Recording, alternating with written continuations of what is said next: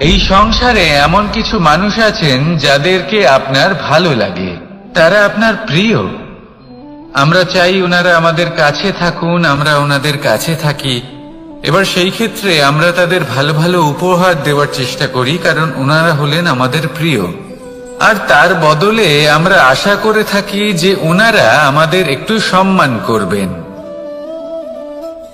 এবার এই মানুষজন যারা আমাদের প্রিয়, এদের আমরা একটা উপহার দিই। সোনা দিয়ে থাকি, আভূষণ দিয়ে থাকি, হিরে মুক্তো দিয়ে থাকি। কিন্তু যদি ভেবে দেখি, এই সবকিছুরই একটা মূল্য আছে। ভেবে দেখুন, আপনি কি তাদের এমন কোনো উপহার দিতে পারেন যা কিনা অমূল্য?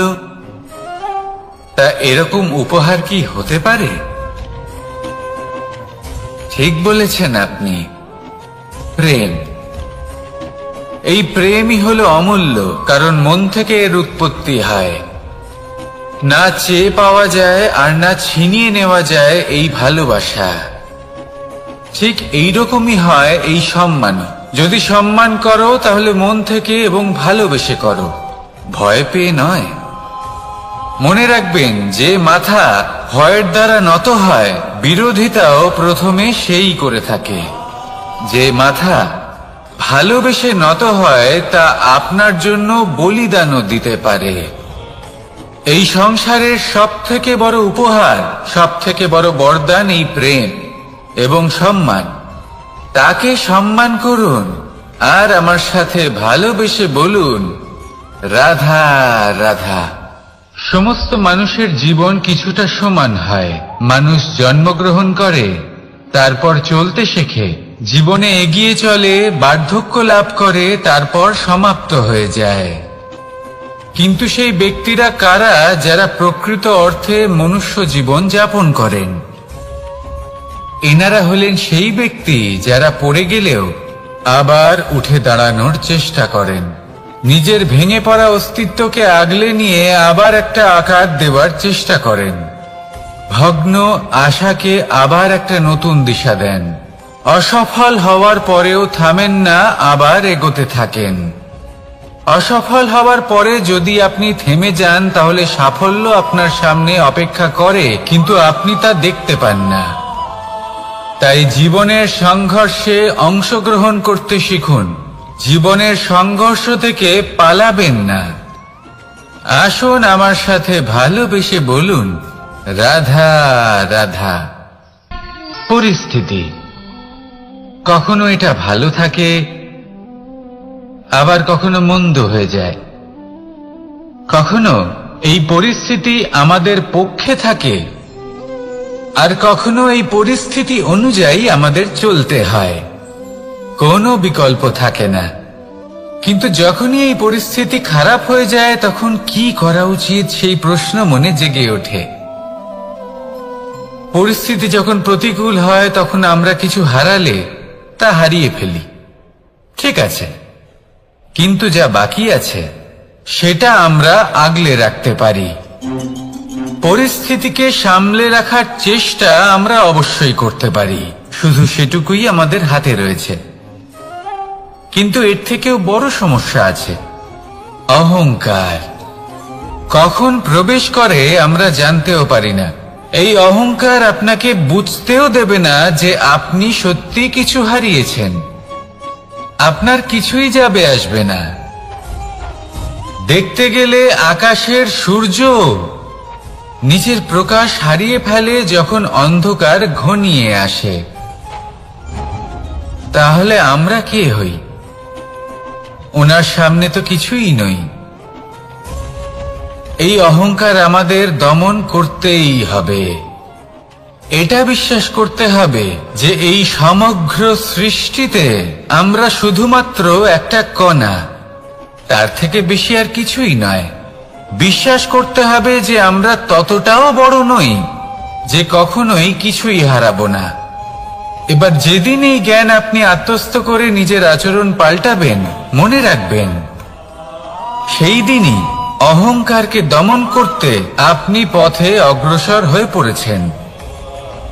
এই অহংকারকে দমন করুন, আর আমার সাথে ভালোবেসে বলুন, রাধা রাধা। বনস্পতি ফলনের জন্য আমাদের কিসের প্রয়োজন পড়ে? একটু ধরিত্রীর, একটু পরিশ্রমের, আর একটা বীজের। এবার যদি মানুষের কথা বলি, তাহলে এখানে ধরিত্রী হলো মানুষের এই জীবন, যেখানে মানুষ নিজের ইচ্ছের ফল ফুল ফলন করতে চায়। পরিশ্রম হলো আমাদের কর্ম, আর বীজ হলো আমাদের নির্বাচন। আমাদের বেছে নিতে হবে যে আমরা কি বপন করব, আম নাকি ফণি মনসা। এর মধ্যে আমরা কি পেতে চাই?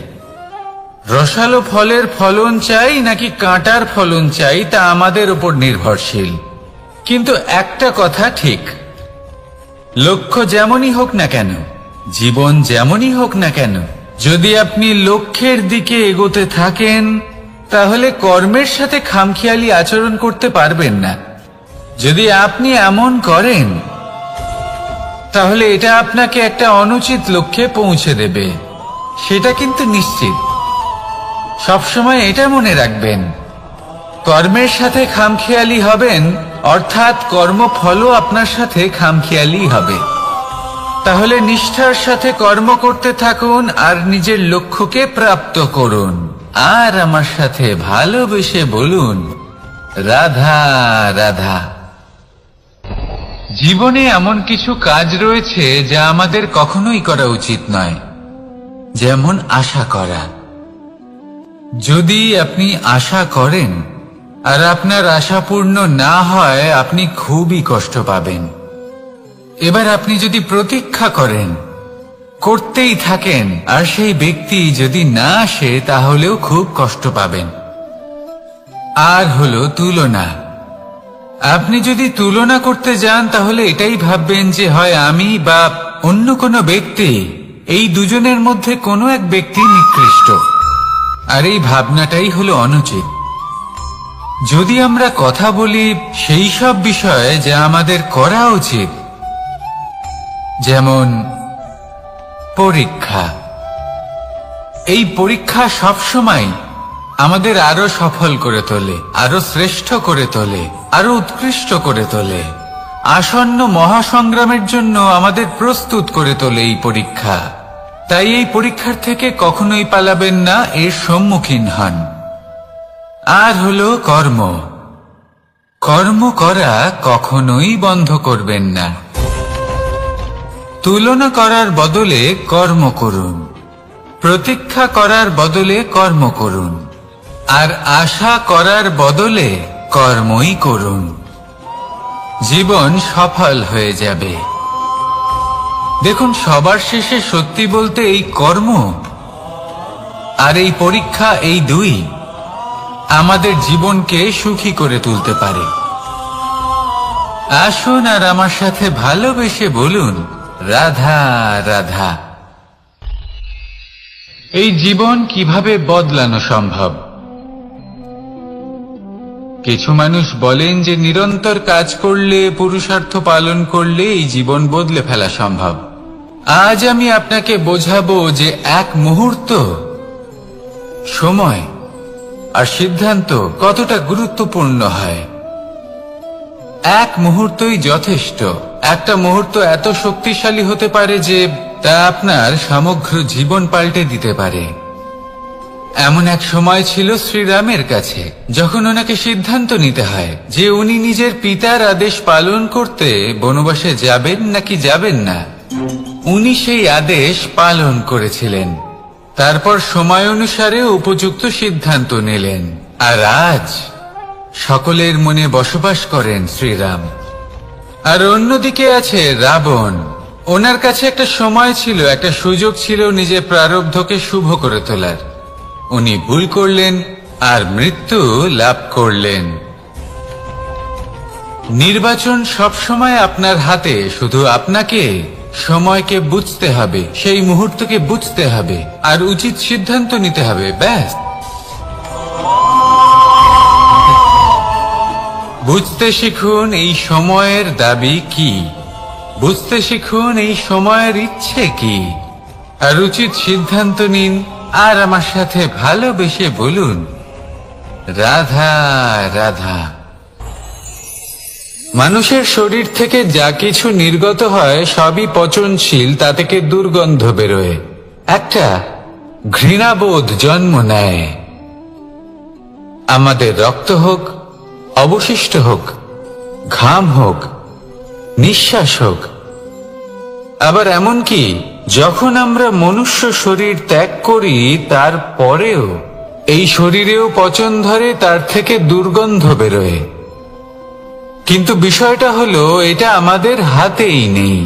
তাহলে আমাদের হাতে কি রয়েছে? আমাদের কর্ম, আমাদের উদ্দেশ্য আর আমাদের বাণী। যদি এইগুলো শুভ রাখেন তাহলে শুধু নিজে সুগন্ধিত থাকবেন না, এই সমগ্র সংসারকে সুগন্ধিত করে তুলবেন। কথায় আছে যে বাণীর থেকে অধিক মূল্যবান আর কিছুই নেই। সেই জন্য যে কোনো কথা বলার আগে নিজের শব্দকে নিজের মনের তুলাদণ্ডে মেপে দেখুন, তারপরে তার প্রয়োগ করুন।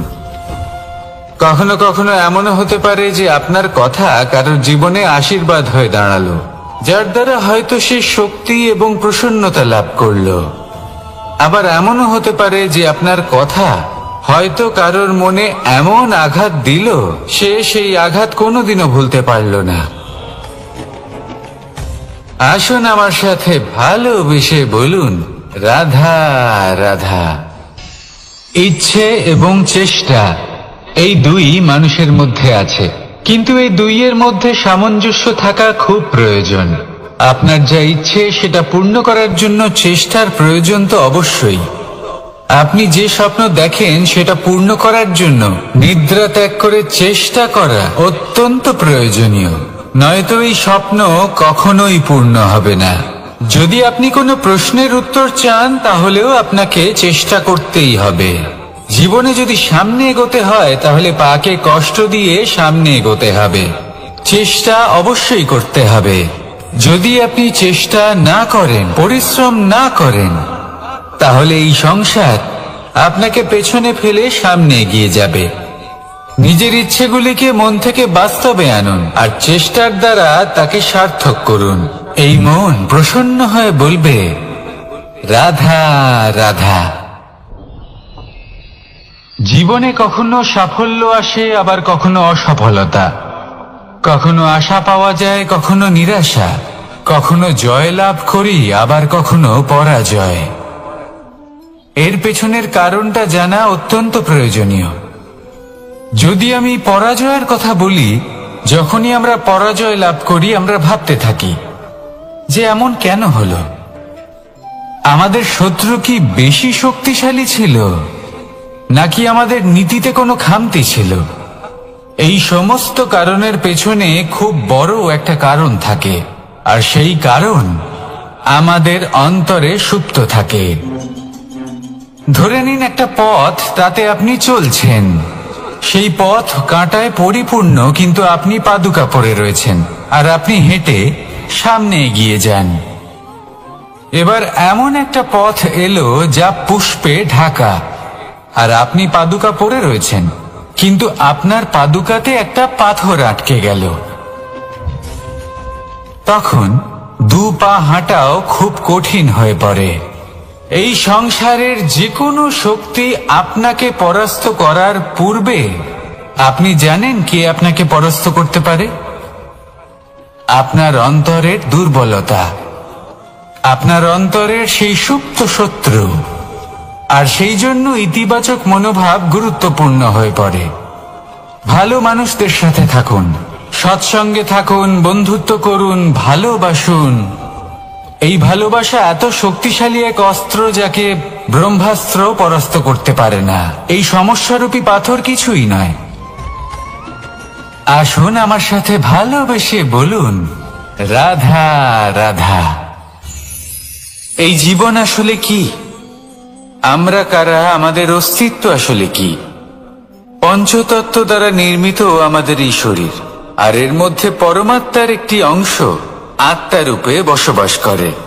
আর যখন এই জীবন সমাপ্ত হবে তখন আমাদের আবার এই পঞ্চতত্ত্বের মধ্যে বিলীন হয়ে যেতে হবে। এটাই সত্য। এবার অনেক মানুষ আছেন এমন অনেক চেষ্টা করতে থাকেন এমন কর্ম করার যাতে এই সংসার তাদের চিরস্মরণীয় করে রাখবে। কিন্তু এই জীবন আসলে কি? সেই সময় যখন আমরা নিঃশ্বাস নিই, আমাদের হৃৎস্পন্দন হয়, আমরা যে মুহূর্তগুলো যাপন করি, এবার এই মুহূর্তগুলিতে আমরা কি করব সেটা অত্যন্ত গুরুত্বপূর্ণ। আমরা কি অহংকার করব নাকি পরোপকার করব? এই সৃষ্টিকে বেঁধে রাখার চেষ্টা করব নাকি নিজেকে উন্নত করে তোলার চেষ্টা করব? এটাই শিক্ষা যে বল হোক বা কায়া, এর প্রতি আমাদের না অহংকার করা উচিত আর না মোহ। শুধু প্রত্যেকটা মুহূর্ত প্রেমময় হয়ে বাঁচুন আর ভালোবেসে বলুন রাধা রাধা। এই সংসারের সব থেকে বড় শক্তি আসলে কি? দৈহিক শক্তি, ভৌতিক শক্তি, রাজনৈতিক শক্তি, স্বর্ণের শক্তি, বিদ্যার শক্তি নাকি মায়ার শক্তি, ভক্তির শক্তি নাকি নিরাশক্তির শক্তি? এই সংসারের সব থেকে বড় শক্তি হলো হাসি মুখের। যদি আপনি এবং আমি এমন কোন সময় হাসতে পারি যেখানে মুখে হাসি আসা প্রায় অসম্ভব, তাহলে বিশ্বাস করুন এই সংসারে কেউ আপনাকে ভাঙতে পারবে না।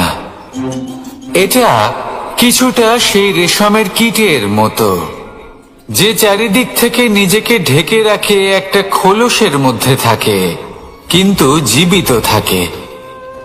এই হাসি মুখ এটা শুধুমাত্র একটা আবেগ নয়, এটা সংসারের যে কোনো অভাব দূর করে।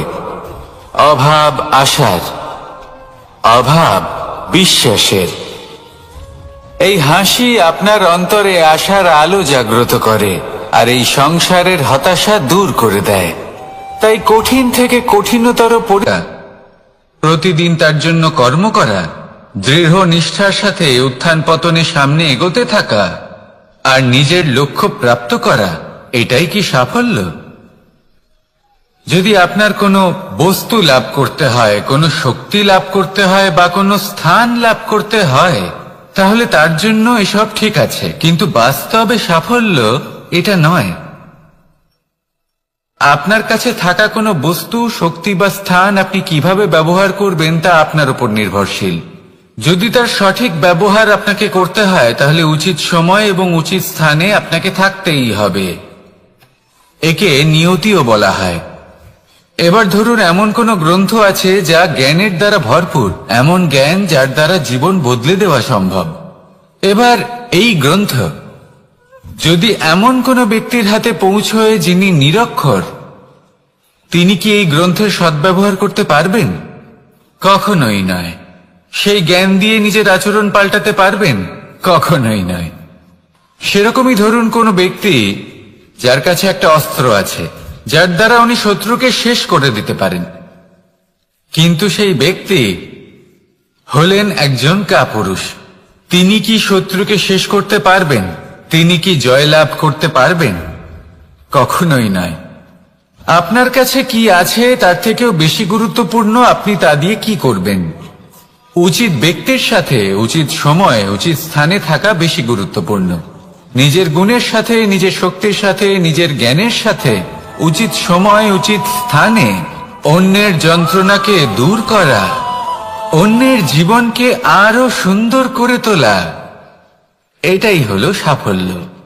তাহলে সাফল্যের বাস্তব অর্থ বুঝুন, অর্থাৎ নিজেকে আরো প্রসন্ন রাখুন আর আমার সাথে ভালোবেসে বলুন রাধা রাধা।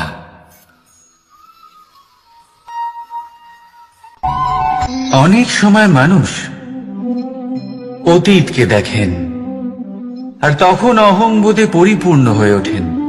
কখনো বর্তমানের দিকে তাকান ভবিষ্যতের দিকে তাকান আর পরিতৃপ্তিতে ভরে ওঠেন। কেন বুঝতে পারেন না একটা সহজ কথা? এই যে সৃষ্টি, এই সৃষ্টি হলো একটা বড় চক্র, যা বারংবার আপনার কাছে ফিরে আসবেই। কঠিন থেকে কঠিনতর পরীক্ষায় আপনাকে নিযুক্ত করবে, যাতে আপনাকে উত্তীর্ণ হতেই হবে। যা কাল ছিল তা আজ নেই, এটা সবাই জানেন। যা আজ আছে তা হয়তো কাল থাকবে না, এটাও আপনাকে মেনে নিতে হবে, তাও আবার হাসি মুখে। শান্ত থাকতে শিখুন আর কখনোই মনের মধ্যে অহংকার উৎপন্ন হতে দেবেন না। হতে শিখুন সেই হিমবাহের মতো। হয়তো এই জন্যই এত শীতল থাকে, কারণ ও জানে গতকালও জল রূপে ছিল, আজ বরফ রূপে হয়তো আছে, কিন্তু কাল পুনরায় সে জলেই পরিণত হবে। নিজেকে শান্ত রাখুন। হয়তো আজ আপনি সাফল্যের শিখরে আছেন, হয়তো বা নেই। আপনাকে প্রত্যেক দিন অবশ্যই দেখতে হবে।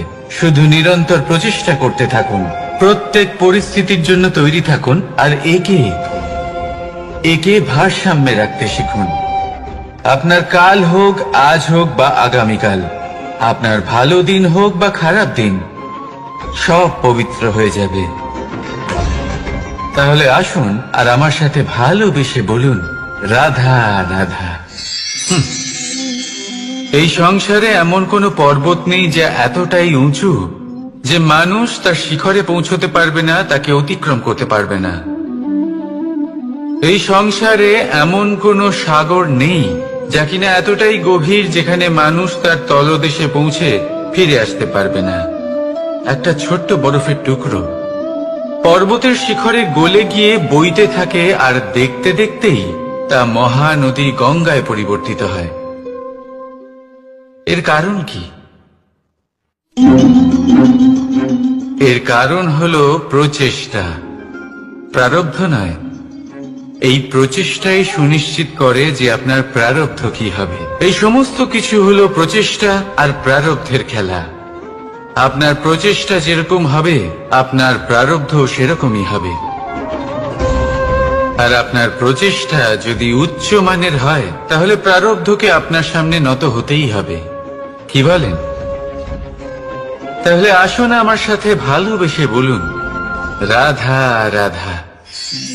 অনেক সময় যখন আমরা কর্ম করি, সাফল্য লাভ করি, কঠিন পরীক্ষায় উত্তীর্ণ হই, বড় কাজ করি, আমাদের মনে হয় এই সংসার আমাদের একটু প্রশংসা করুক, ভালো লাগে। অনেকবার মনে হয় এটা হলো আমাদের কর্মের ফলই বটে, আমরা আনন্দ পাই। কিন্তু যখন আমরা এই প্রশংসা পাই না, তখন কি হয়? আমরা দুঃখী হয়ে যাই, ভেঙে পড়ি। মনে হয় যেন আমার জন্য কেউ চিন্তাই করে না। এমন মনে হয় যেন আমাদের আনন্দে অন্য কেউ আনন্দই পায় না। অনেক রকম ভাবনা আসে। কিন্তু আমি আপনাকে একটা প্রশ্ন করতে চাই।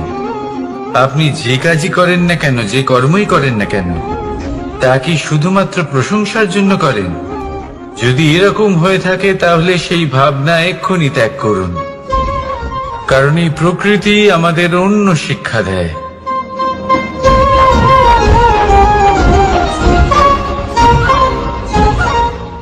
এই ফুলকে দেখুন,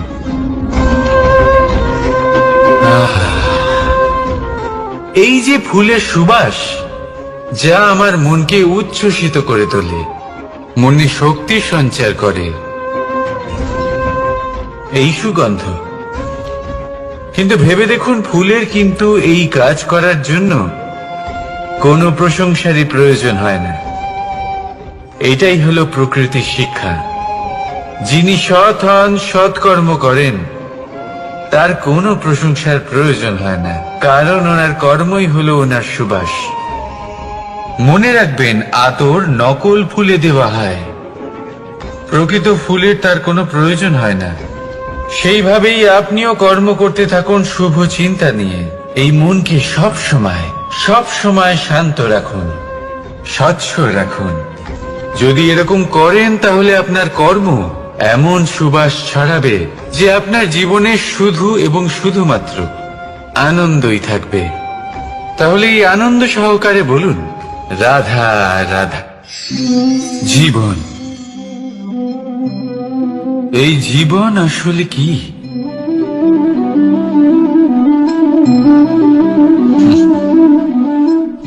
এই প্রশ্ন সবার মনেই এসে থাকে। সবার মন এই প্রশ্নের জন্যই চিন্তিত থাকে। এই জীবন আসলে কি? এর উদ্দেশ্য আসলে কি? কি করা যেতে পারে এই জীবনে? এই জীবন কি কিছু পাওয়ার, নাকি এই জীবন কিছু হারাবার? এই জীবন কি আসলে সেটাই যেখানে আমাদের পরমাত্মার খোঁজ করা উচিত, নাকি আমাদের ধাবিত করা উচিত নিজেদের স্বপ্নের লক্ষ্যে? এই জীবন আসলে কি? এই জীবন আসলে অত্যন্ত সরল। এ হলো শান্ত জলের মতো, একটা আয়নার মতো। এই জীবন, এই জীবন আসলে ঠিক যেন এক আয়নার মতো। আয়না কি করে? আপনাকে সেটাই দেখায় যা আপনি করে থাকেন। আপনি হাসি মুখে আয়নার দিকে তাকান, আয়না আপনাকে আপনারই মুখ দেখাবে সেই হাসি সমেত। আপনি রেগে গিয়ে আয়নার দিকে তাকান, আয়না আপনাকে সেটাই দেখাবে। আপনি প্রসন্নভাবে হেসে আয়নার দিকে তাকালে আয়না আপনাকে সেটাই দেখাবে। এটাই হলো জীবন, একটা আয়নার মতো। আপনি এটা ভাববেন না যে এই জীবন আপনাকে কি দিয়েছে, বরং এটা ভেবে দেখুন যে আপনি এই জীবনকে কি প্রদান করেছেন। যদি আপনি এই জীবনকে সুখ প্রদান করেন, আনন্দ দিতে পারেন, ভালোবাসা দিতে পারেন, তাহলে এই জীবনও আপনাকে সুখ, আনন্দ আর ভালোবাসাই দেবে। তাহলে আসুন এই সুখ, আনন্দ আর ভালোবাসা দিয়ে বলুন, রাধা রাধা। সংসারে অনেক সময় এরকম হয় যে আমরা খুব সমস্যায় থাকি, খুব বিপদের মধ্যে থাকি। আর সেই সমস্ত মানুষ যারা আমাদের কাছের মানুষ, আমাদের আপনজন, তারা আমাদের ত্যাগ করে চলে যান।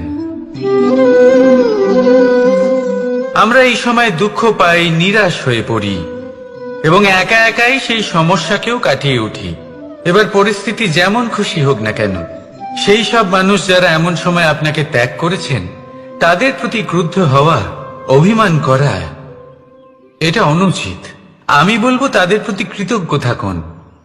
আমি বলবো তাদের ধন্যবাদ জানান যে তারা এমন সময় আপনার সঙ্গ ত্যাগ করেছেন যখন আপনার তাদের সব থেকে বেশি প্রয়োজন ছিল।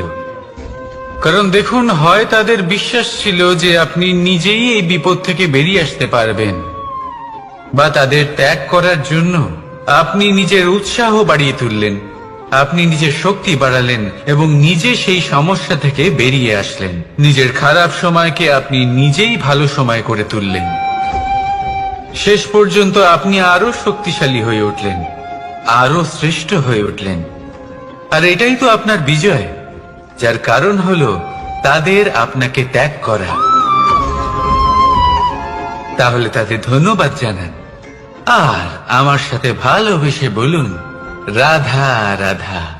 দোল উৎসবে এই সমগ্র সংসার রং নিয়ে খেলা করে, কিন্তু এই রঙের সারমর্ম এই সংসার কি জানে? কখনো দেখেছেন একটা চিন্তিত মুখ শুধুমাত্র রঙের স্পর্শ পেয়ে আনন্দিত হয়ে ওঠে? দোলে আমরা কি করি? পুরাতনকে ত্যাগ করি আর নতুনকে স্বাগত জানাই। শিশিরকে বিদায় জানিয়ে এক সুন্দর, এক নতুন ঋতুকে আগমন জানাই। দুশ্চিন্তা দূর করে আসার নতুন রঙে রঙিন হয়ে ওঠা, নিজেকে আনন্দিত করা, এটাই তো হলো দোল। এবার দোলের একটা ব্যাপার আছে, দুটো রঙে একসাথে রঙিন হওয়া যায় না। একটা রং উঠলে তবেই আরেকটা রং লাগা সম্ভব। আরো একটা প্রশ্নও রয়েছে, কোন রংকে তুলে দিয়ে কোন রং মাখানো যেতে পারে? যদি আপনাকে উদাহরণ দিই, লোহের এই রং, তা যতক্ষণ লেগে থাকবে আনন্দের রং লাগতে পারবে না, যা হয়েছিল দ্বারকাবাসী এবং সামন্তক মণির মধ্যে। ভ্রান্তির রং যতক্ষণ লেগে থাকবে সত্যের রং লাগতে পারবে না, যা হয়েছে রুক্মিণীর সাথে। আর হিংসার এই রং যতক্ষণ লেগে থাকবে প্রেমের রং ততক্ষণ লাগতেই পারবে না, যা হয় আপনার আমার সবার সাথে। তাহলে আসুন একসাথে মিলে দোল পালন করি এবং সবকিছুর উপরে বিজয় লাভ করি। অন্ধকারের স্থানে আলো, ভ্রান্তির স্থানে সত্যের, হিংসার স্থানে প্রেমের, আর লোভের স্থানে আনন্দের এই সুন্দর রং মাখাই। শত্রুতা, ঘৃণা, হিংসা এই সব কিছু ত্যাগ করি আর সকলের সখা হয়ে উঠি, আর ভালোবেসে বলি শুভ দোল। হ্যাঁ, ওটা তো আমরা অবশ্যই বলবো, রাধা রাধা। আমাদের মনে সবসময় একটা প্রশ্ন এসেই থাকে,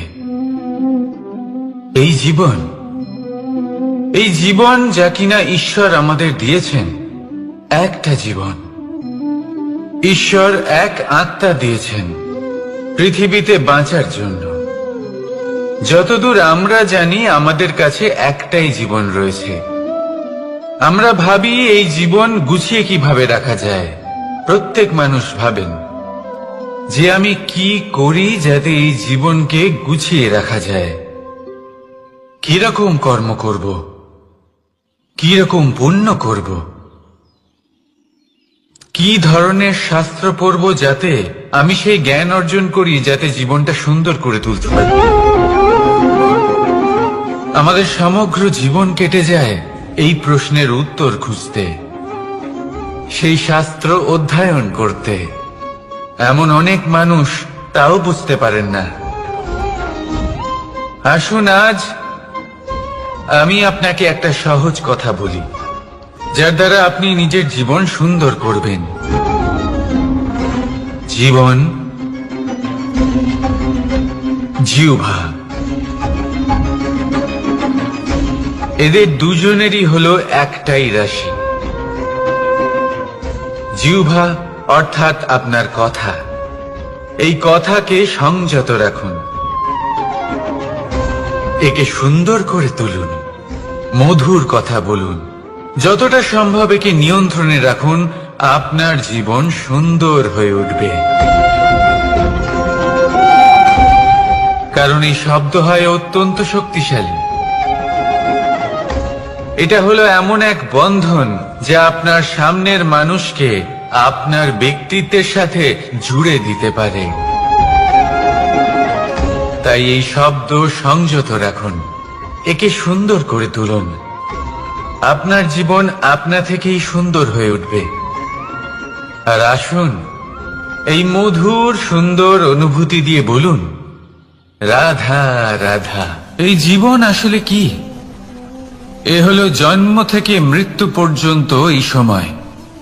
কিছু মানুষ এটা বলে থাকেন যে এই যে নিঃশ্বাস নিচ্ছি, এই হলো জীবন। আর প্রত্যেক ব্যক্তি, প্রত্যেক প্রাণী, তাদের নিঃশ্বাস নির্ধারিত থাকে, নির্দিষ্ট হয়ে থাকে। তাকে সেই নির্ধারিত নিঃশ্বাস নিতেই হয়, তারপর তিনি মৃত্যু লাভ করেন। কিন্তু এটা কি সত্যি?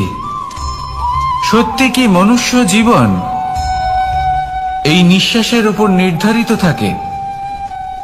এই নিঃশ্বাসের গণনাই কি মনুষ্য জীবনের অস্তিত্ব? কখনোই নয়। মনুষ্য জীবন শুধু কিছু নিঃশ্বাস নয় যা একদিন থেমে যাবে। মনুষ্য জীবন হলো সেই নিঃশ্বাসের মধ্যেকার সেই সময় যা দেখে অন্য কারোর নিঃশ্বাস স্তব্ধ হয়ে যেতে পারে।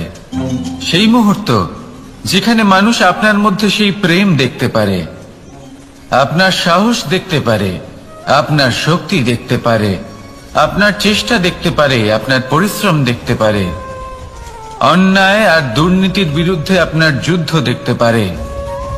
জীবনে গুরুত্বপূর্ণ সেই মুহূর্ত, সেই সময় যেটা আপনি বেঁচে আছেন, সেই সময়ে আপনি এই সংসারের অন্য ব্যক্তিদের জীবন বাঁচার একটা দিশা দেখাতে পারেন, একটা প্রেরণা যোগাতে পারেন, শক্তি দিতে পারেন, আশা দিতে পারেন। তাই জীবনে এটাই করুন, এমন একটা জীবন যাপন করুন যা অন্যের জন্য আদর্শ হয়ে থাকে। এটাই করুন আর আমার সাথে ভালোবেসে বলুন, রাধা রাধা। আমরা সবাই নিজেকে স্বচ্ছ রাখতে চাই, শুদ্ধ রাখতে চাই, পবিত্র রাখতে চাই, আর দেখতে গেলে এটা হলো আমাদের কর্তব্যও বটে। এবার এটার জন্য আমরা কি না করি। যখনই আমরা সকালে উঠি তখন উঠেই আমরা দাঁত মাজি। দিনে যখনই আমরা সময় পাই কিছু সুগন্ধি খাদ্য খাবার চেষ্টা করি, যাতে আমাদের মুখ থেকে দুর্গন্ধ না আসে, বরং সুগন্ধ আসে। এই পা দুটো আমরা শুদ্ধ রাখার জন্য, পবিত্র রাখার জন্য যখনই আমরা বাড়ির বাইরে যাই পাদুকা পায়ে দিয়ে যাই, আর যখন ফিরে আসি আমরা জল দিয়ে পা ধুয়ে নিই।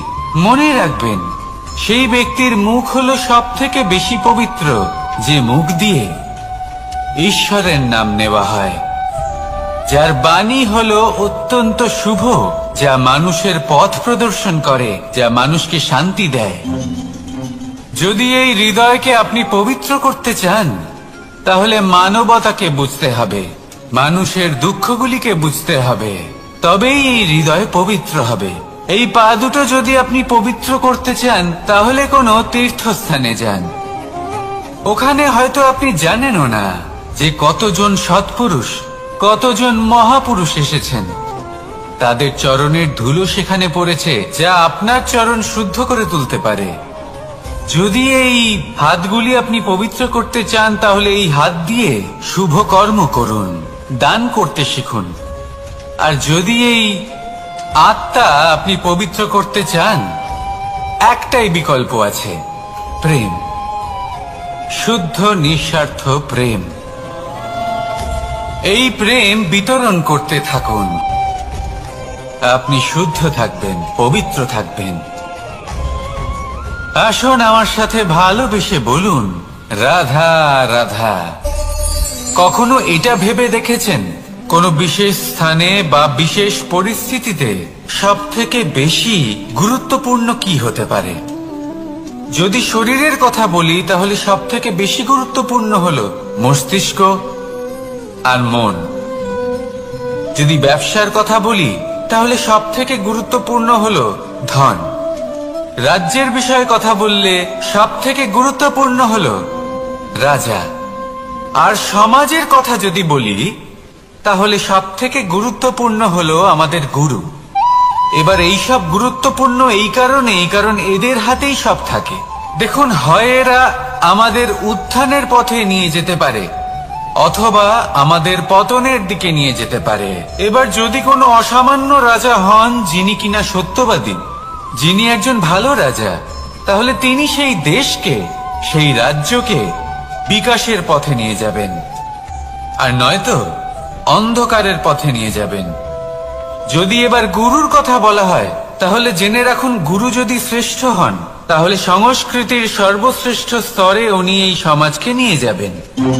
যদি গুরু পাখণ্ডী হন, লোভী হন, লালসাগ্রস্ত হন, তাহলে এই সমাজেও এই পাখণ্ডতা, এই লোভ, এই লালসাই প্রকাশিত হবে। ঠিক এইভাবেই জীবনে, মানুষের জীবনে প্রেমেরও এক গুরুত্বপূর্ণ স্থান রয়েছে। যদি মানুষের মনে প্রেম থাকে, তাহলে ধরে নিন সে জীবিত রয়েছে, আর যদি না থাকে, তাহলে সে মৃতই প্রায়। যদি রাধা কৃষ্ণের বিষয়ে কথা বলি, বলবো কৃষ্ণের জীবনে যদি রাধা থাকে, তাহলেই কৃষ্ণ হলো কৃষ্ণ। আর যদি রাধা না থাকে, তাহলে কৃষ্ণ হলো যে কোনো পশুরই সমান। আসলে পশু থেকে মানুষ হওয়ার এই যে যাত্রা, এর আধার হলো প্রেম। এই প্রেমকে মনে জাগ্রত করে রাখুন আর আমার সাথে ভালোবেসে বলুন, রাধা রাধা।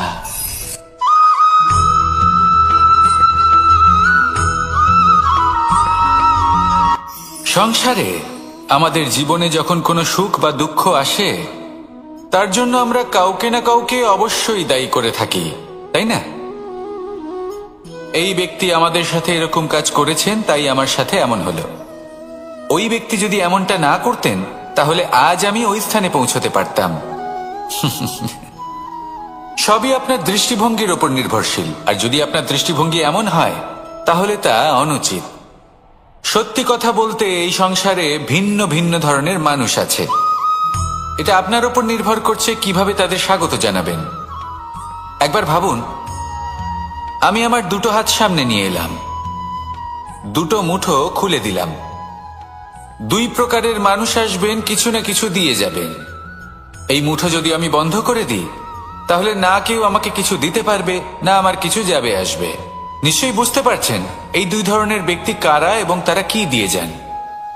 আমি যদি নিজের মুঠো খুলে দিই, তাহলে কিছু ভালো মানুষ আসবেন, আমাকে আনন্দ, সন্তুষ্টি, জ্ঞান প্রদান করে যাবেন, ভালো অভিজ্ঞতা দিয়ে যাবেন। কোনো খারাপ ব্যক্তি যদি আসেন, তাহলে তিনিও খারাপ অভিজ্ঞতা দেবেন, যার থেকে আমি শিক্ষা লাভ করব। এই সব কিছু আমি লাভ করতে পারি। মুঠো যদি বন্ধ করে রাখি, তাহলে আমি কিছুই পাবো না। দেখুন, এই সংসারে প্রত্যেকের জীবনে এইরকম। প্রত্যেকের জীবনে সবকিছুই আছে, ভালো খারাপ দুই মানুষই আছে। ভালো অভিজ্ঞতা আছে, খারাপ অভিজ্ঞতা আছে। নির্ভর করছে আপনার উপর যে আপনি কি করবেন, এনাদের স্বাগত কিভাবে জানাবেন, কার থেকে কি বুঝবেন, কি শিখতে পারবেন, আর কোন দৃষ্টিভঙ্গি নিয়ে অগ্রসর হবেন। এটাই নির্ধারণ করবে যে আপনার জীবন কেমন হবে। আসুন আমার সাথে ভালোবেসে বলুন, রাধা রাধা।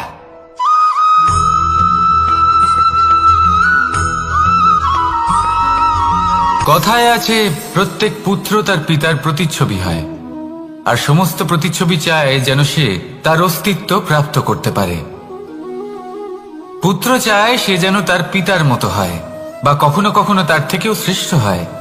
সেটা কোনো অনুচিত ব্যাপার নয়। অনুচিত তখন হয় যখন পুত্র নিজের পিতার মতো হবার স্বপ্ন পূরণ করতে গিয়ে বা তার থেকেও শ্রেষ্ঠ হওয়ার স্বপ্ন পূরণে অনুচিত পথের আশ্রয় নেয়। কারণ তারপরে সে তার পিতার গুণগুলি আত্মসাৎ করতে চায় না। সে শুধুই এটা চায় যে সংসারের চোখে যেন আমি শ্রেষ্ঠ প্রমাণিত হই। এটা অনুচিত। সংসারে এমন অনেক মানুষ আছেন যারা এই কারণে শ্রেষ্ঠ হবার চেষ্টা করেন যাতে তার পরিবারের, তার পিতার সম্মান বৃদ্ধি পায়। এমনও মানুষ থাকেন, আর এটাই হলো পার্থক্য উদ্দেশ্যের। মনে রাখবেন, যদি আপনার উদ্দেশ্য শুভ হয় তাহলে পথও শুভ হবে, যদি আপনার উদ্দেশ্য অশুভ হয় তাহলে পথও অশুভ হবে। তাহলে নিজের পিতার মতো হবার চেষ্টা অবশ্যই করুন, তার থেকেও শ্রেষ্ঠ হওয়ার চেষ্টা অবশ্যই করুন, কিন্তু মনে রাখবেন আপনার সংকল্প আর আপনার উদ্দেশ্য এই দুই শুভ হওয়া উচিত। তাহলে আসুন আর আমার সাথে ভালোবেসে বলুন, রাধা রাধা।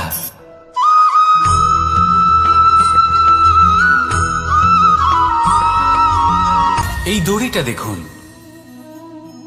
ছোট ছোট রেশম দ্বারা তৈরি। এটা সরু সুতো দ্বারা তৈরি হয়েছে এটা, আর এ অত্যন্ত কোমলও বটে।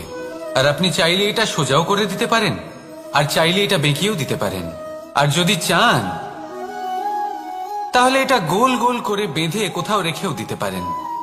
এবার এই কোমল দড়ি যদি কোনো নিষ্ঠুর কঠিন পাথরে বারংবার জড়িয়ে দেওয়া হয়, তাহলেও তাকেও কাটতে পারে, নিজের ছাপ ছেড়ে যেতে পারে, সেটার আকারও বদলে ফেলতে পারে। এবার এর কারণ কি? এর কারণ হলো অভ্যাস আর নিরন্তর প্রচেষ্টা। যদি আপনিও চেষ্টা করেন আর নিরন্তর কর্ম করে যান, তাহলে আপনার প্রারব্ধ পাথরের মতো কঠিনই হোক না কেন, তাতে ভাঙন ধরিয়েও আপনি নিজের লক্ষ্যে অবশ্যই পৌঁছতে পারবেন। একটা গুরুত্বপূর্ণ কথা মনে রাখবেন,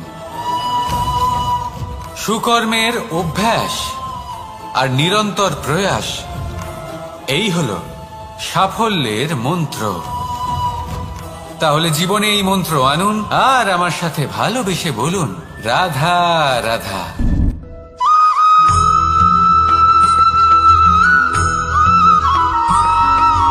জীবনে অগ্রসর হওয়ার জন্য আমাদের কাকে প্রয়োজন হয়? মাতা পিতা, বন্ধু, প্রেম, সাহায্য, অর্থ, পরিশ্রম, আশা। ভিন্ন ভিন্ন মানুষ ভিন্ন ভিন্ন বিকল্প চয়ন করে। যদি আমি আপনাকে বলি তাহলে জয় আর পরাজয়ের মন্ত্র দুটো শব্দের উপর নির্ভর করে, মেনে নেওয়া আর দৃঢ় হওয়া। যদি মেনে নেন তাহলে হেরে যাবেন, যদি দৃঢ় হন তাহলে নিশ্চিত রূপে জয়ী হবেন। যদি কখনো আপনি ক্লান্ত হয়ে ওঠেন, আপনি দুঃখী হন, পুরোপুরি ভেঙে পড়েছেন, তখন মেনে নেবেন না যে আপনি ভেঙে পড়েছেন, নয়তো হেরে যাবেন। তখন উল্টে স্থির করবেন যে যাই হয়ে যাক না কেন আমি জয়ী হবই। আর আপনি দেখবেন যে জয় নিশ্চিত রূপে আপনার কাছেই আসবে। তাহলে এই কথা মনে রাখবেন আর আমার সাথে ভালোবেসে বলবেন, রাধা রাধা।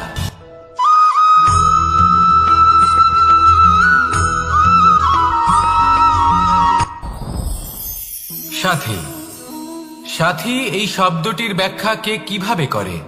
মিত্র, সখা, বন্ধু। কিন্তু অর্থ একটাই, তিনি যিনি আপনার সঙ্গী হন আর তিনি যার সাথী আপনি হন। এবার সব থেকে বড় প্রশ্ন হলো এটাই যে তিনি কে হতে পারেন যাকে আপনি আপনার সাথী বলে মেনে নিতে পারেন, নিজের সখা, নিজের মিত্র, নিজের বন্ধু মেনে নিতে পারেন। আপনার সাথী হলেন তিনি যিনি দুঃখের সময় আপনার পাশে থাকবেন, আপনার হাত ধরে থাকবেন। আপনার সাথী হলেন তিনি যার হাত আপনি নিজের সুখের দিনে ধরে থাকবেন। সেই সাথীরই হাত ধরুন যিনি দুঃখে সবসময় আপনাকে সাহায্য করার জন্য তৎপর হয়ে থাকেন, আপনার পাশে থাকেন, আর যাকে সুখের দিনে আপনি আপনার সাথে রাখতে পারেন। আর যখন আপনার সাথে আপনার এই সাথী থাকবে তখন আপনি এটা বুঝবেন যে যখন জীবনে দুঃখ আসে তখন এই দুঃখ কমে যায়, সবার মধ্যে ভাগ হয়ে যায়। আর যদি তখন সুখ আসে তাহলে সেটা সবার উপস্থিতিতে আরো বেড়ে যায়। এটাই হলো প্রেম, এটাই হলো ভালোবাসা, এটাই হলো সঙ্গ। যেমন সম্পর্ক আমার আর রাধার মাঝে। তাহলে আসুন আর আমার সাথে ভালোবেসে বলুন, রাধা রাধা।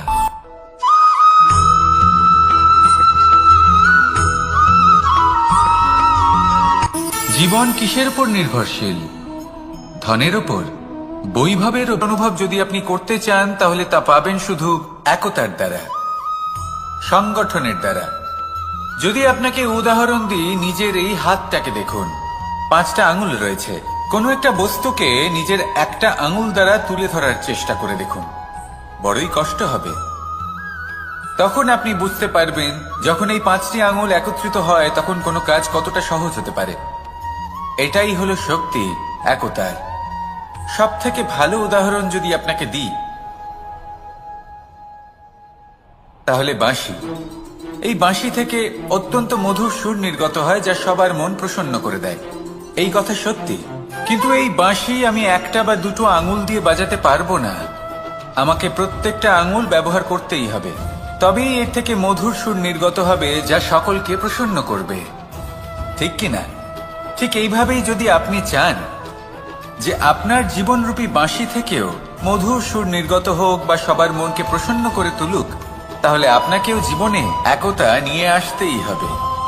আপনি একাও কর্ম করতে পারেন, পথ চলতেও পারেন, সামনেও এগোতে পারেন, সাফল্যও লাভ করতে পারেন। কিন্তু যখন সকলে একসাথে এগোবেন, সেই পথে চলবেন, সেই কর্মই করবেন, তখন লক্ষ্যে অবশ্যই পৌঁছবেন, সাফল্য অবশ্যই লাভ করবেন। কিন্তু সেই সাফল্য এবং তার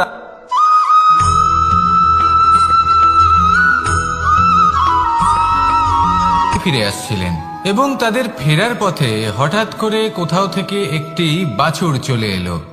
এই দুই বোন ভয়ভীত হয়ে গেলেন আর তাদের হাত থেকে সেই আটা পড়ে গেল, মাটিতে মিশে গেল।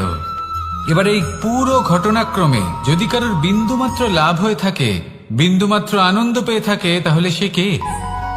সেই ছোট বোন, যিনি মাঝে মাঝেই গমের দানা তুলছিলেন এবং খাচ্ছিলেন। কিছুটা হলেও উনি আনন্দ লাভ করেছিলেন। এবার এরকমই হলো আমাদের জীবনে ভক্তি এবং ভালোবাসা সংক্রান্ত বিষয়। মানুষ নিজের জীবনের দৈনিক কাজে এতটাই ব্যস্ত হয়ে পড়েন, প্রত্যেকদিন শুধু কাজ কাজ কাজ কাজ করতে থাকেন, আর তাতে ভক্তি এবং ভালোবাসার জন্য সময় বার করতেই পারেন না। দেখুন, জীবনে ভক্তি আর প্রেমের এই যে ছোট ছোট মুহূর্ত আছে, এগুলো যদি আপনি যাপন করতে পারেন তাহলে তাতেই আপনি তৃপ্তি লাভ করবেন। বাকি সবই আপনার ব্যর্থ বলেই মনে হবে। জীবনে যখনই আপনি কোনো কাজ করবেন, ঈশ্বরের প্রতি সমর্পিত হয়ে সেই কাজ করুন। আর যখনই সময় পাবেন, তাহলে সেই সময় নিজের আপনজনদের দিন। যাদের আপনি ভালোবাসেন তাদের প্রতি যত্নবান হন, তাদের শুভাকাঙ্ক্ষী হন। এই প্রেম আর ভক্তির ছোট ছোট মুহূর্তগুলো আপনার জীবনকে চরিতার্থ করে তুলবে। আসুন আমার সাথে ভালোবেসে বলুন, রাধা রাধা।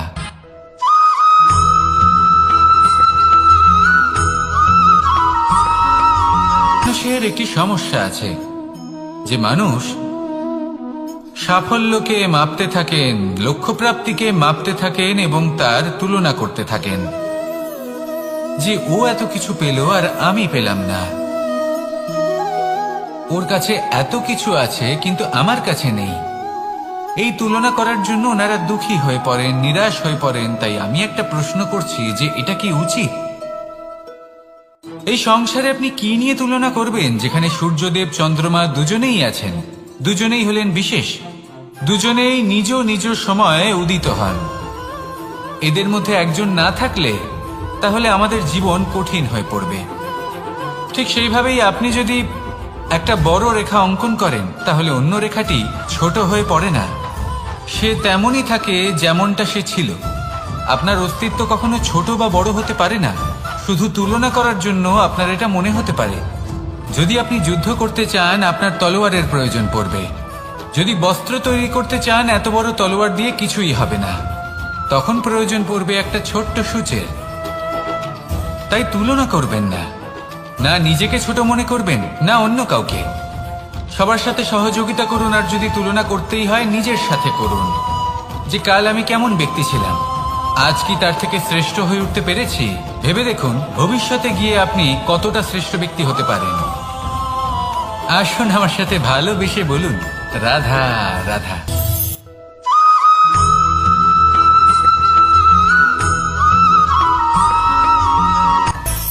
মানুষের মধ্যে একটা বিচিত্র প্রবৃত্তি থাকে, অন্য সকলের বিষয়ে, তাদের জীবনের বিষয়ে, তাদের ব্যক্তিত্বের বিষয়ে, তাদের ভবিষ্যতের বিষয়ে অনুমান করা। এটা হলো অনুচিত। কারোর অতীতকালকে দেখে লোকে ভবিষ্যৎ বলে দিতে পারেন, বর্তমানকে দেখে ভবিষ্যতের বিষয়ে অনুমান করে ফেলেন। উদাহরণ দিতে হলে বলবো, কোনো দাসকে দেখুন, ওকে দেখে লোকে বলে যে ওর ভবিষ্যৎ সেটাই হতে পারে, অনুমান করে ফেলেন। আর এই রাজাকে দেখুন, উনি তো কত সুখী হবেন, উনি তো জগতের সব থেকে অধিক সুখী মানুষ, কত সুখ সুবিধা আছে ওনার কাছে, ধারণা করে ফেলেন। তবে সত্য তো এটাই যে কারোর ব্যক্তিত্বের বিষয়ে, তাদের ভবিষ্যতের বিষয়ে আপনি পূর্ণ সত্য কখনোই বলতে পারবেন না, শুধু অনুমান করতে পারবেন। আর এই অনুমান করে সত্যি কোনো লাভ হয় না, কারণ এই কাল সেটা হলো অত্যন্ত শক্তিশালী। কালো থেকে কালোতর কয়লাকেও হিরেতে পরিণত করতে পারে, অনেক বড় বড় রাজাকেও বিদূষক বানিয়ে ফেলতে পারে এক মুহূর্তেই। তাহলে আপনি অনুমান করে কি লাভ? কি পেলেন অনুমান করে? সেই জন্য কারোর বিষয়ে কোনো অনুমান করবেন না, তার ভবিষ্যতের বিষয়ে অনুমান করতে যাবেন না, কারোর বিষয়ে কোনো ধারণা করে নেবেন না। কিছু করতে হলে ভালোবাসুন, সবার মধ্যে ভালোবাসা ছড়ান, সবার মধ্যে ধন্যাত্মক ভাব ছড়ান। এই মন প্রসন্ন হয়ে বলবে, রাধা রাধা।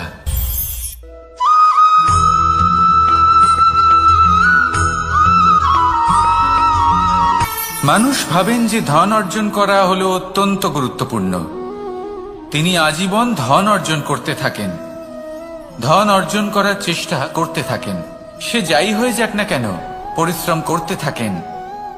স্বাস্থ্যের দিকে নজর দেন না, না উচিত সময় খাবার খান, না উচিত সময় ঘুমোতে যান, না পর্যাপ্ত সময় পর্যন্ত ঘুমন, কিছুই না। ধন অর্জন করতেই থাকেন, করতেই থাকেন। আর কিছু সময় পরে যখন তিনি অসংখ্য ধন লাভ করে ফেলেন, তখন তার সাথে ওনার শরীরে অনেক রোগ বাসা বাঁধে। এইসব রোগের উপচার করতে করতে সেই সমস্ত ধন যা উনি অর্জন করেছেন তা তিনি ব্যয় করে ফেলেন। শেষ পর্যন্ত কি হয়? আমরা যেভাবে এসেছি ঠিক সেইভাবেই ফিরে যাই, ধন এখানেই থেকে যায়। দেখুন, একটা অত্যন্ত গুরুত্বপূর্ণ কথা রয়েছে যে আপনার বোঝা উচিত। এই যে ধন, তার ব্যবহার করুন জীবনকে আরো ভালো করে তোলার জন্য। ধনের সদ্ব্যবহার করা উচিত, এমন যেন না হয় এই ধন আপনাকে ভোগ করে ফেলে। এই জীবনকে নিশ্চিত রূপে আরো শ্রেষ্ঠ করে তুলুন। কিন্তু এই ধন অর্জন করার এই প্রক্রিয়াতে নিজের সারা জীবনকে নষ্ট করে ফেলবেন না। এই জীবন উপভোগ করতে শিখুন। আর আমার সাথে ভালোবেসে বলুন, রাধা রাধা।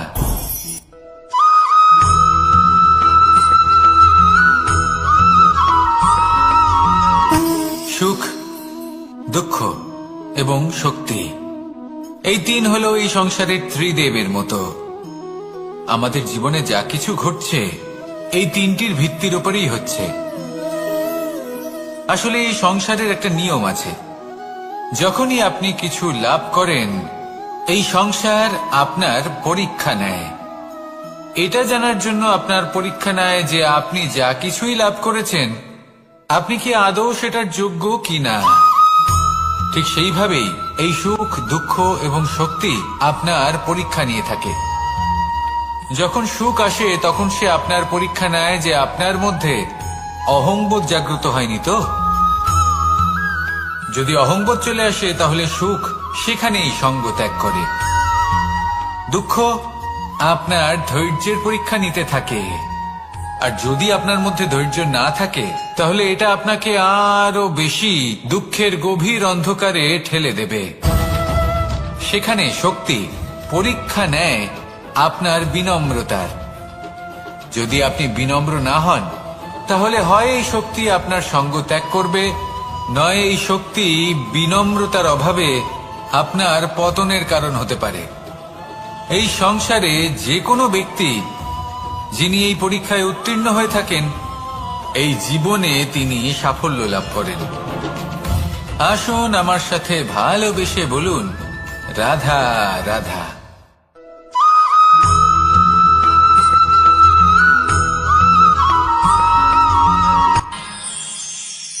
আমরা সবাই সূর্যকে সম্মান কেন করি? কারণ আমরা জানি যে সন্ধেবেলা যখন সূর্যাস্ত হবে তখন শুধুমাত্র অন্ধকার বাকি থাকবে। ঠিক কিছুটা এরকমই হয় আমাদের মাতা পিতাও, যিনি আমাদের জন্ম দেন, আমাদের ভরণ পোষণ করেন, আমাদের বড় করেন, আমাদের প্রেম প্রদান করেন। কখনো কখনো তাদের মুখ থেকে কটু কথা নিঃসৃত হয়, আমাদের দুঃখ হয়, কিন্তু তখন আমাদের এটা বোঝা উচিত এগুলি নিঃসৃত হচ্ছে আমাদেরই মঙ্গলের জন্য। যেমন সূর্যদেব, উনিও উত্তাপ দিয়ে থাকেন আমাদেরই মঙ্গলের জন্য, যাতে ফসল পাকতে পারে, যাতে জল বাষ্প হয়ে মেঘ হতে পারে, বৃষ্টি হতে পারে, আর এই সংসারে নিরন্তর জলের প্রবাহ থাকে। আমাদের মাতা পিতা, তাদের কঠোর আচরণ, তাদের কঠোর অনুশাসনের পেছনে লুকিয়ে থাকে ওনাদের ভালোবাসা। আমাদের তা বুঝতে হবে, সসম্মানে ওনাদের গ্রহণ করতে হবে। কারণ ঠিক সূর্যাস্তের পরে যেমন চতুর্দিক অন্ধকারচ্ছন্ন হয়ে যায়, তেমনি আমাদের জীবন থেকে যখন আমাদের মাতা পিতা চলে যায় তখন আমাদের জীবনেও শুধু এবং শুধুমাত্র অন্ধকারই ছেয়ে থাকে। সেই জন্য নিজের মাতা পিতাকে সম্মান করুন, ওনাদের ভালোবাসা প্রদান করুন। এই মন আর এই জীবন প্রসন্ন হয়ে বলবে, রাধা রাধা।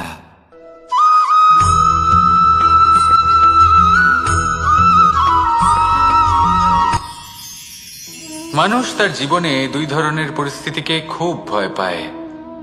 এক, কোনো কারণবশত কারোর সামনে নত হওয়া। দুই, কোনো কারণে নিজের চরিত্র থেকে, নিজের মূল্যবোধ থেকে বিচ্যুত হওয়া। এবার কেন হয় এরকম যে কথায় কথায় কারোর সামনে নত হতে হয়? কেন বারংবার নিজের চরিত্র থেকে চ্যুত হতে হয়? এরকম কেন হয়? এটা তখনই হয় যখন আমাদের শিক্ষা এবং মূল্যবোধের অভাব থাকে। যদি মানুষের মধ্যে প্রকৃত শিক্ষা থাকে তাহলে এই সংসারে কোনো সময় এবং কারোর সামনেই নত হওয়ার কোনো প্রয়োজন নেই। যদি মানুষের মধ্যে মূল্যবোধ থাকে তাহলে তাকে নিজের মূল্যবোধ বা চরিত্র থেকে বিচ্যুত হতে হয় না, তা সে যাই হয়ে যাক না কেন। কোনো বালককে যদি জন্ম থেকেই সুশিক্ষার অধিকারী করা হয়, শিক্ষিত করা হয়, মূল্যবোধের অধিকারী করা হয়, তবে সে এই সংসারে এমন কর্ম করবে যাতে সে নিজেকে, নিজের পরিবারকে, সমগ্র সমাজকে গর্বিত করতে পারে। শিক্ষা লাভ করুন, মূল্যবোধ লাভ করুন এবং আমার সাথে ভালোবেসে বলুন, রাধা রাধা।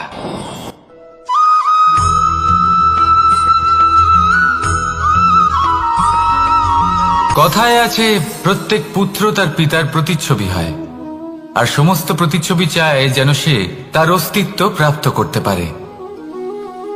পুত্র চায় সে যেন তার পিতার মতো হয় বা কখনো কখনো তার থেকেও শ্রেষ্ঠ হয়।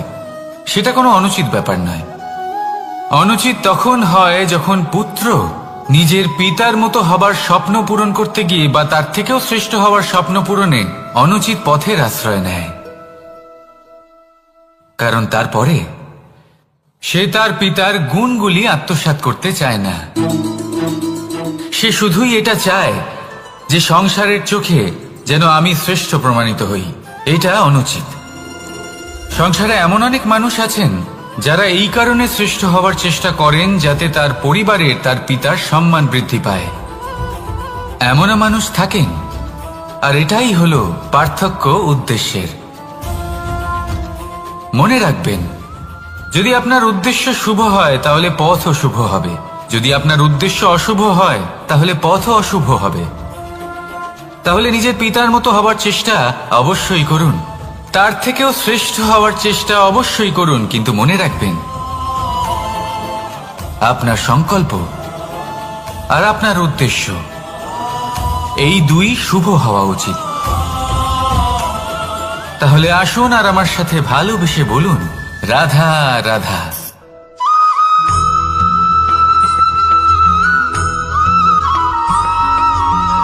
এই সংসারের সব থেকে গুরুত্বপূর্ণ তত্ত্ব কোনটা?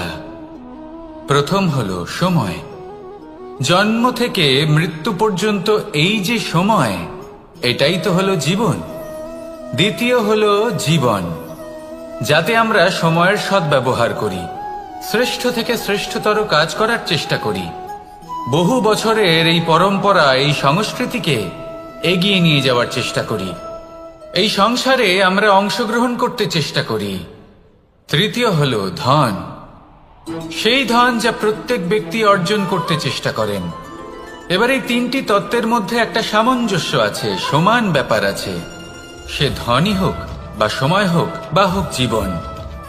আর সেই সমান ব্যাপার হলো যে যদি আপনি এটা গণনা করতে থাকেন তাহলে তা কমতে থাকে, যদি আপনি এটা ব্যবহার করেন তাহলে তা বাড়তে থাকে।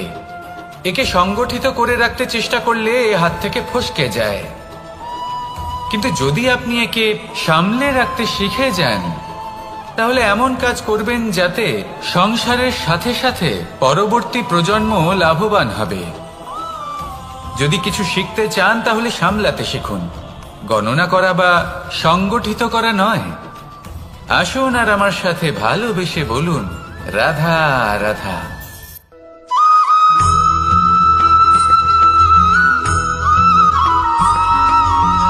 পঞ্চতত্ত্বের মধ্যে দ্বিতীয় তত্ত্ব হল ধরণী, ভূমি, যাকে আমরা ধরণী মাতা বলি। এই ধরণী ধৈর্য ধারণ করে, আর এর ওপরেই আমাদের সমগ্র সংসার নির্ভরশীল। কারণ এই ভূমি সহ্য ক্ষমতা রাখে। এর সহ্য ক্ষমতা হলো অপরিসীম।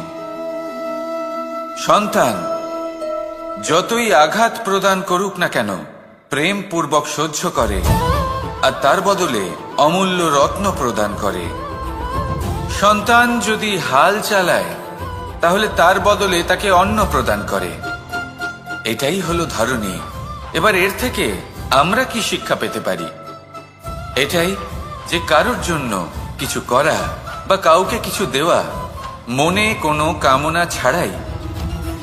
আর এই কথাটা বুঝে যান, যদি কারোর জন্য কামনা না রেখে বা কোনো পাওয়ার আশা না রেখে কারোর জন্য কিছু করেন বা কারোকে কিছু দেন, যদি এটা আপনি শিখতে পারেন তবে আপনি ভালোবাসতে শিখে গেছেন। আর সেই জন্যই এই ধরিত্রীকে মাতা বলা হয়। কারণ মাতা শুধু উনি নন যিনি গর্ভে সন্তানকে ধারণ করেন, মাতা তো উনিও যিনি জীবন বাঁচতে শেখান, যিনি জীবন বাঁচার উদাহরণ প্রদান করেন। তাহলে ধরনীর থেকে এই নিঃস্বার্থ ভাব শিখুন, নিঃস্বার্থ ভালোবাসা শিখুন, আর এই ভালোবাসার সাথেই বলুন রাধা রাধা।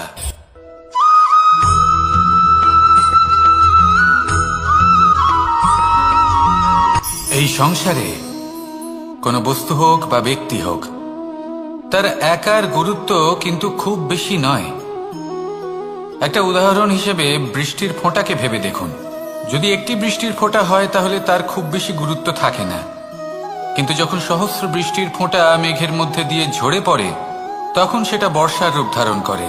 সেই বর্ষা যা এই প্রকৃতিকে শান্ত করে। সেইভাবেই পাথরের ছোট টুকরো তার খুব বেশি গুরুত্ব থাকে না, কিন্তু যখন অসংখ্য পাথরের টুকরো একত্রিত হয় তখন তা পর্বতের আকার ধারণ করে। সেইভাবেই কিছু মানুষ যখন একত্রিত হন তখন তৈরি হয় পরিবার, কিছু পরিবার যখন একত্রিত হয় তখন তৈরি হয় সমাজ, যখন অনেক সংখ্যক সমাজ একত্রিত হয় তখন তৈরি হয় রাজ্য। এবার এই রাজ্যের সবথেকে গুরুত্বপূর্ণ ব্যক্তি হতে পারেন রাজা, কিন্তু তাও সেই রাজা একা কিছু করতে পারেন না। যুদ্ধ লড়ার সময় তারও নিজের সৈন্যদলকে প্রয়োজন পড়ে। কিন্তু এই সংসারে এমন একজন ব্যক্তি আছেন যিনি একাই সব কাজ করতে থাকেন, এবং সেই ব্যক্তি হলেন মা। আমাদের জীবনে একজন পিতার ভূমিকা কিন্তু নিঃসন্দেহে অমূল্য, কিন্তু আমাদের সকলের জীবনে যে ভূমিকা একজন মায়ের তা অন্য কারোর থাকে না। একজন মা একাই সন্তানকে বড় করতে পারেন, সংস্কারী করে তুলতে পারেন, তার জন্য পরিশ্রম করেন। আর এত কিছু কাজ করার পরেও তার কাজের জন্য তিনি প্রশংসা অবশ্য পান না। উল্টে যদি সেই সন্তান অনুচিত পথে চালিত হয়, অনুচিত কর্ম করে, তখন সেই মাকেই অপবাদের পাত্র হয়ে উঠতে হয়। আমাদের জীবনে মায়ের যোগদান কতটা সেটা বুঝুন। আপনাকে বড় করে তোলার জন্য উনি কতটা পরিশ্রম করেছেন সেটা বুঝুন। আজ থেকে, এখন থেকে, এই মুহূর্ত থেকে মাকে সম্মান করতে শিখুন। যখন সময় পাবেন, যখন সুযোগ হবে, তখন তার প্রশংসা করুন, ওনারও ভালো লাগবে। আর মায়ের এই মমতার জন্য, তার এই ভূমিকার জন্য আসুন সবাই মিলে আমরা তাকে প্রণাম করি, আর সকলে মিলে ভালোবেসে বলি রাধা রাধা।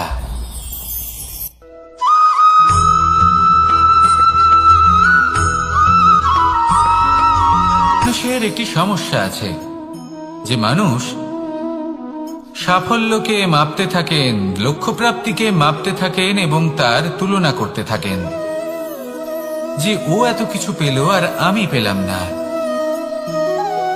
ওর কাছে এত কিছু আছে কিন্তু আমার কাছে নেই।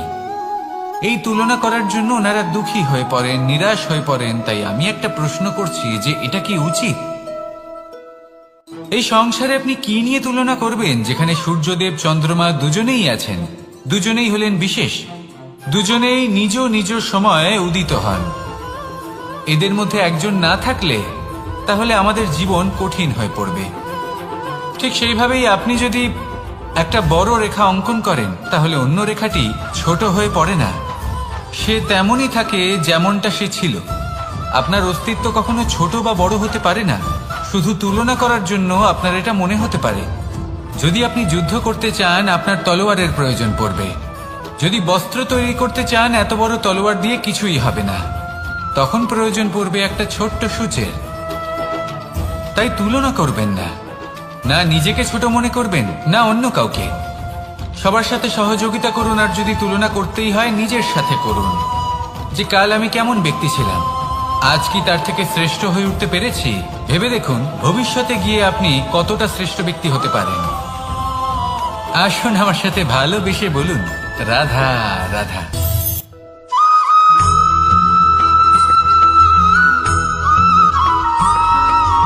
জীবনে অগ্রসর হওয়ার জন্য আমাদের কাকে প্রয়োজন হয়? মাতা পিতা, বন্ধু, প্রেম, সাহায্য, অর্থ, পরিশ্রম, আশা। ভিন্ন ভিন্ন মানুষ ভিন্ন ভিন্ন বিকল্প চয়ন করে। যদি আমি আপনাকে বলি, তাহলে জয় আর পরাজয়ের মন্ত্র দুটো শব্দের উপর নির্ভর করে, মেনে নেওয়া আর দৃঢ় হওয়া। যদি মেনে নেন তাহলে হেরে যাবেন, যদি দৃঢ় হন তাহলে নিশ্চিত রূপে জয়ী হবেন। যদি কখনো আপনি ক্লান্ত হয়ে ওঠেন, আপনি দুঃখী হন, পুরোপুরি ভেঙে পড়েছেন, তখন মেনে নেবেন না যে আপনি ভেঙে পড়েছেন, নয়তো হেরে যাবেন। তখন উল্টে স্থির করবেন যে যাই হয়ে যাক না কেন, আমি জয়ী হবই। আর আপনি দেখবেন যে জয় নিশ্চিত রূপে আপনার কাছেই আসবে। তাহলে এই কথা মনে রাখবেন আর আমার সাথে ভালোবেসে বলবেন, রাধা রাধা।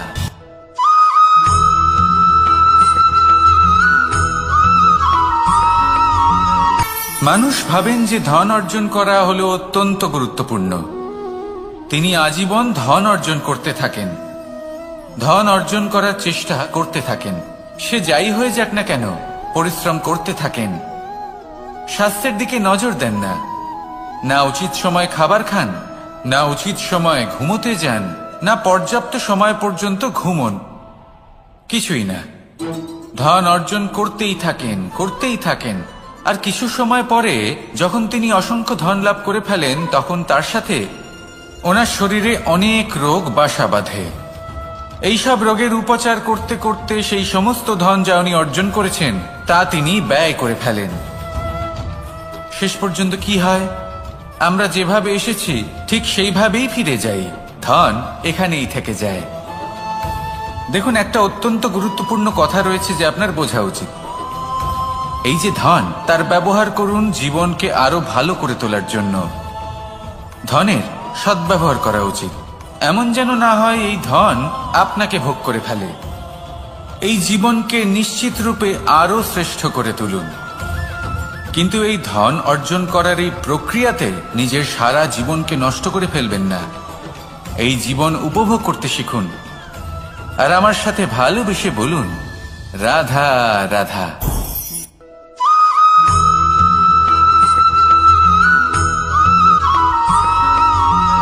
এই সংসারে প্রত্যেক মানুষ এটাই চান যে তিনি যেন ধনবান হন, আর্থিক অবস্থা তার ভালো থাকে, ওনার বাড়িতে লক্ষ্মীর আগমন হয়।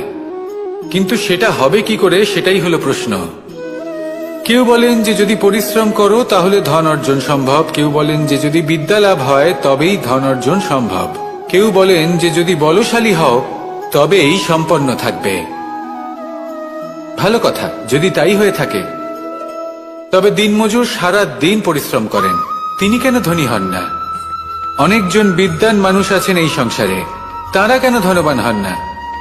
অনেক সংখ্যক বলশালী ব্যক্তি আছেন, তাদের কাছে ধন নেই কেন? তাদের কেন ধনের অভাব হয়? আবার এমনও কিছু মানুষ আছেন যারা পরিশ্রম করেন, তারা দিনমজুর, কিন্তু তারা ধন অর্জন করতে পারেন। কিছু বিদ্বান ব্যক্তি আছেন যাদের কাছে অধিক মাত্রায় ধন রয়েছে। কয়েকজন বলশালী ব্যক্তি রয়েছেন যাদের কাছে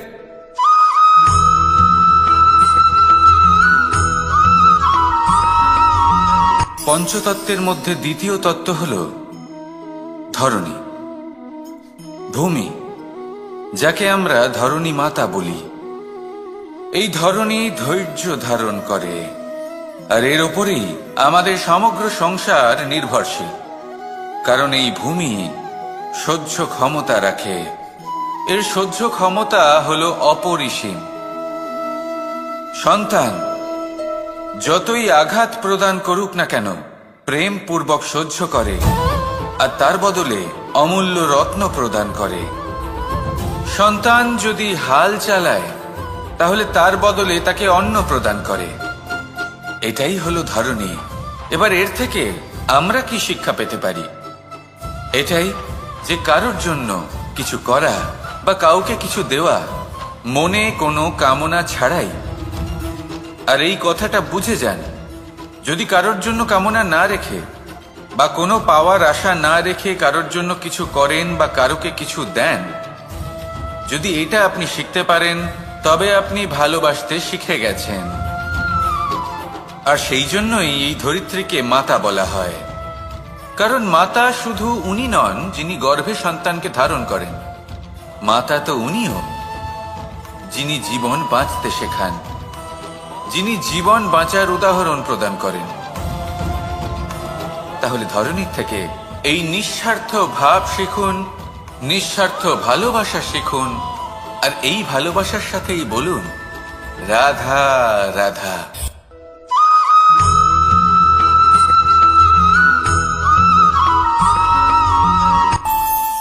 আমাদের মনে যখন কোনো প্রশ্ন ওঠে, কোনো দ্বন্দ্ব জাগে, তখন আমরা যাই আমাদের গুরুর কাছে, আমাদের আরাধ্যের কাছে গিয়ে জিজ্ঞেস করি।